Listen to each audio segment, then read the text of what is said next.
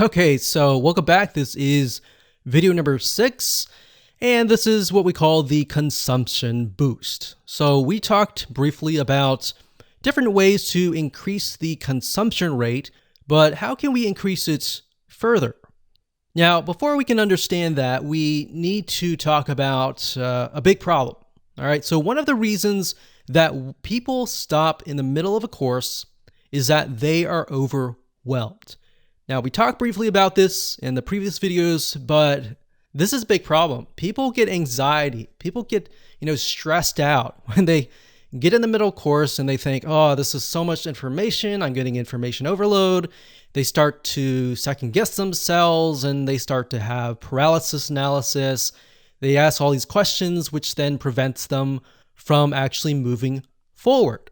So how can we combat that? So the best way to avoid this is by what we call drip feeding. Drip feeding content, the idea is simply to space things out so that people receive video 1, video 2, maybe the first day.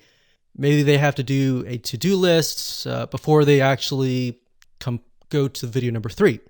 So what we found over the years is, yes, it can be annoying to some people. And a lot of people get annoyed by that because they are expecting all the videos at one time. But by giving them all the videos at one time, they don't realize that it actually goes against their success. So if you are going to do drip feeding, you may want to mention that in your introduction video and say, look, we've created this course to ensure that you have a high rate of success, that you are able to implement everything that we're going to teach you. So that's something to keep in mind. So like I said, a lot of people get annoyed by that, but like I said, in reality, your students are more likely to implement what you tell them if you space things out. So instead of giving everything on day 1, you can spread it out.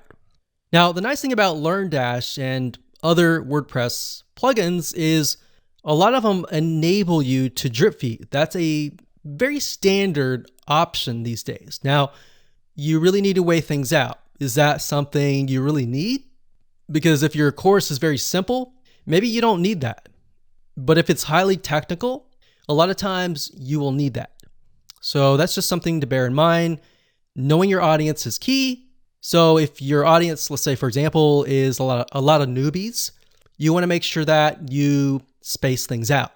So now what I want to do is jump on over to LearnDash and show you around and show you the drip feeding feature and how to go about implementing that. Okay, so drip feeding your content is very easy to implement. All you have to do is simply go to your course. In this case, we have philosophy. You want to go to your builder, and underneath your builder, you're going to have different lessons. So this is one lesson. This is lesson 2. And within the lessons, we have 2 different topics for each. So let's say we want to release this immediately, and then we want to release this maybe 2 days later. So this one, we don't have to do anything because this is what they see first. This one will have to delay it by 2 days.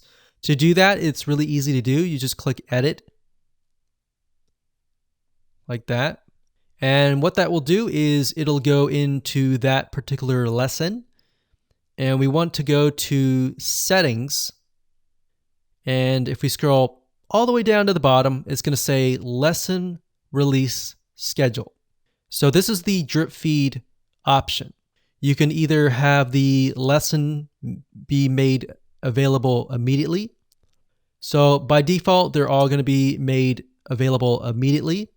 It says here, the lesson will be available X days after course enrollment, or the lesson will be available on a specific date. So specific date, the only time that you would use that is if you would have like a live class kind of thing. So most of you would use something like the enrollment based.